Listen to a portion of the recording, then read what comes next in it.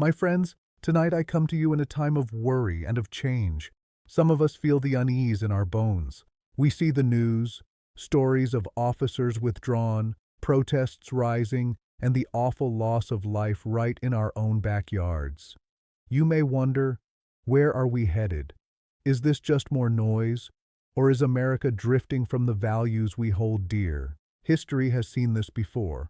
Uncertainty, tension between law and freedom, neighbors divided by fear. Yet history also reminds us, not all news is black and white. Calm reason and simple truth. These are our best tools in a troubled hour. I want you to picture a small town street in Minnesota just before dawn. There are flags hanging quietly on weathered porches, and a steady hum as families start the day. Yet right now, behind many of those doors, there's something heavy, a worry hanging in the air, a child asking what will happen next.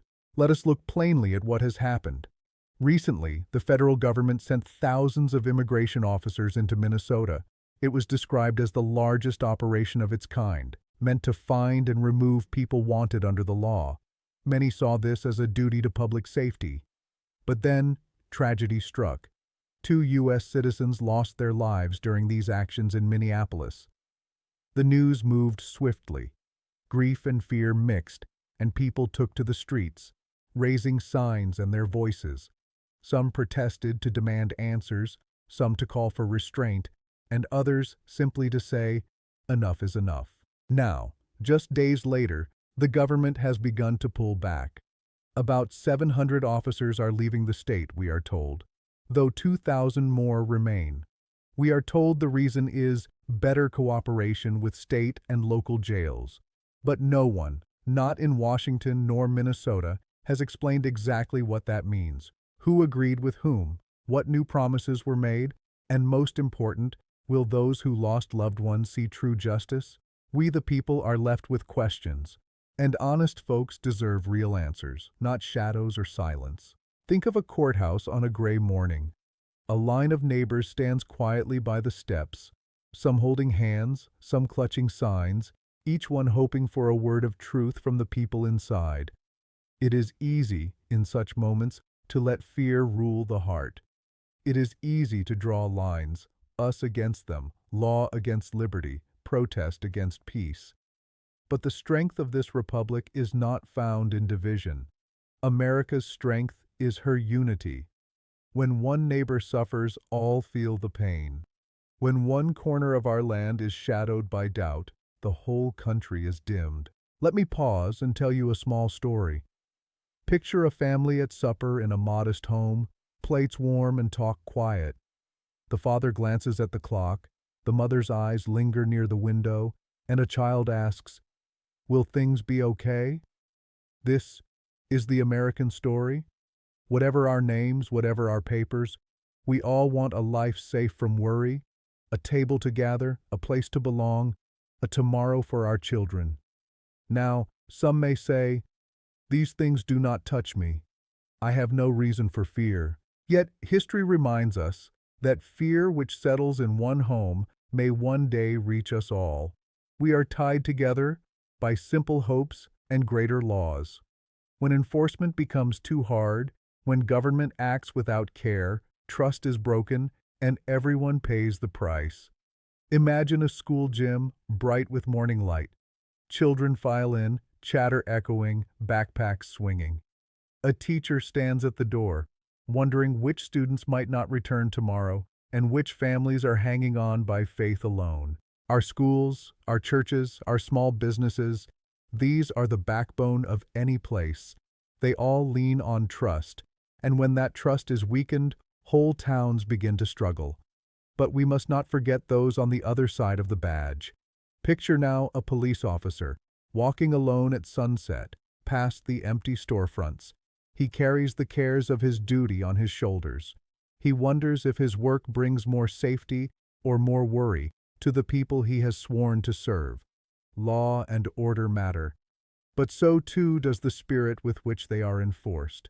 Justice is never a club to be swung wildly. It is a scale, held steady, with fairness for all. Let's step back and name the crossroads we face. The events in Minnesota have left us with many questions.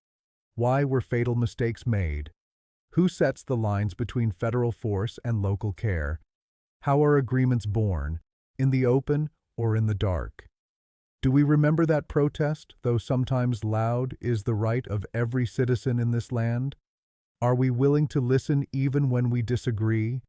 And above all, can we turn confusion and fear into common purpose once again? As we consider these hard questions, let us not turn away in frustration or anger. Instead, I urge you, take a breath, look around, and speak kindly to one another. We can set our sights on something higher, restoring trust, growing honest cooperation, and remembering what binds us together. Imagine the city, rain-softened streets after a protest, a mother wiping the window as police lights fade in the distance. Her hope is the hope of every American, that order and fairness might live side by side.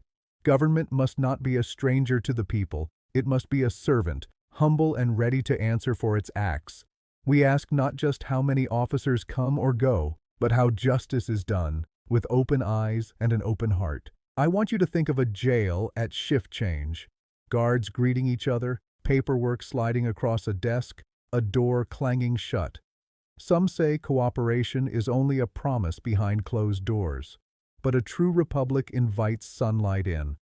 Let all agreements be plain and clear so the people can judge, for in secret deals, trust withers, but in open law, it grows. Right now, some will say, firm steps are needed to keep us safe. Others, we have forgotten compassion and lost our way. Both speak from real fears. Both long for a future where our country can be secure and also gentle. If we listen, one to another, and seek to balance safety with soul, we cannot lose. Think of the sun rising again, over fields beyond St. Cloud, over houses in Minneapolis, over riverbanks where protesters once stood in the chill. People will go to work, children to class, officers to their posts, and mothers to their windows, each one steeling themselves for the day. But we do not face that day alone. The sun always rises, even after a night of worry. That much, each of us still owns. This is true in every part of America, from the tall brick buildings of Minneapolis to the smallest farms far from the city. No matter the strength of the storm, the morning comes. Picture, if you will, a diner on the edge of town. The booths are filled with people drinking coffee, voices a low hum. Outside, a police car drives by, slow and silent. The folks inside gaze over their mugs, not with anger, but with quiet concern, each one turning over these events in their mind. In these rooms, far from the center of power, the health of our republic is decided. For America is built not in the halls of Washington, but in the steady courage of her communities. We must remember, my friends, what it means to live in a nation ruled by law but guided by justice. Law alone, without heart, is a cold thing, like winter with no promise of spring. Justice, on the other hand, must be sure, steady, and fair for all. It cannot swing from one extreme to the other. When tragedy visits, as it did with the loss of 2 citizens in Minneapolis, justice asks us not just to count the cost, but also to seek the cause. Who made the decision? Was care taken? Were the steps lawful? Above all, was there respect for the equal worth of every person under that law? I urge you to picture a meeting in a city hall, the wood-paneled walls lined with neighbors, each one tense but listening. At the front, a leader stands under the bright lights, facing questions from every side. This, too, is part of justice, facing the people openly, not hiding behind closed doors or vague words. It is easy to talk about cooperation and agreements in the abstract. But to lead a free country is to answer questions, even when the answers are not easy. Too often we are told, "You will understand in time." But our duty to each other and to those we have lost is not a matter for someday. It is a task for today. In a republic, those who act in our name must speak in our hearing. They must show their work and accept the judgment of the people. Think back now to our earliest stories. When things went wrong, a barn burned or a store was robbed, neighbors banded together to seek out not just who did it, but why it happened, and what could be done to keep it from happening again. They did not point fingers in the dark. They lit lanterns and walked together. That simple truth, shared effort, honest talk, and mutual care remains the best answer to our troubles, then and now. I say tonight, do not be swayed by those who shout loudest, nor should we lean only on those with fancy titles or big offices. Wisdom can live in the quietest heart. Courage is found in the most humble spirit. The voice that asks, "Are we being fair? Are we being kind?" is the very voice that has carried our nation through harder times than this. Let us be clear. Law enforcement has a place. Our lawmen and women bear heavy burdens. Many give all they have, night after night, to guard our safety. Picture an officer on patrol, walking through rows of empty houses as twilight falls. His steps echo. In every shadow he thinks of the duty he carries, one life to another. When mistakes are made, it is not only the accused who feel pain. The badge carries its own weight, for good or for ill. Respect is earned not by power alone, but by service marked by fairness and humanity. I urge all those who hold power, those in Washington, in state capitals, and right down to city councils and local departments, to open the windows wide. Let the people see and judge for themselves. Announce your agreements plainly. Explain your steps. If there is nothing to hide, then hide nothing. For secret deals lead only to doubt, and doubt eats away at unity until nothing good can stand. Some who watch tonight may ask, "But what am I to do in the face of such questions?" You may feel you are just one voice, too small to shape the day. I assure you, that is not so. The Republic is not fed by one grand hand, but by millions of small acts. A parent asking a question at school, a worker sharing concern with a neighbor, a young person holding up a sign or writing a letter to the local paper. Imagine a busy street corner at dusk. A teenager waits at the bus stop, holding a sign for peace. Across the street, a group speaks quietly, holding prayer candles. Police wait at a distance, alert but calm. Cars slow as they pass, drivers peering out to see if the night will end with worry or hope. That, too, is America, the everyday, the shared, the uncertain, but unbroken. We must hold tight, my friends, to the faith that ties all these moments together. Faith in the promise that justice is for everyone, not just for a few, that mistakes, when owned, can be made right, and that pain, if met with courage, can open the door to something stronger than fear. In this work, patience is our ally. Correction, not revenge, is our path. The urge to lash out, to divide, to speak ill of those with whom we disagree, these are the easy roads, but they lead only to ruin. Instead, we must ask, what will heal? What will build? What will last for our children and their children? Consider the quiet hours after the crowds have gone home, protest signs stacked by the door, streetlights flickering above. In those empty streets, what remains? It is the possibility, a day yet unwritten, shaped by our choices and our care for each other. Long ago, in the face of troubles that dwarf our present moment, Americans gathered up their courage and chose to believe in tomorrow. We came through wars, through storms, through bitter disputes and stubborn divides, always finding in the end that unity brings us home. Tonight, let us do more than remember. Let us act. Let us speak kindly, but also with steady resolve. Ask your leaders, not with scorn, but with expectation, for answers. Expect of them humility. Demand of them truth.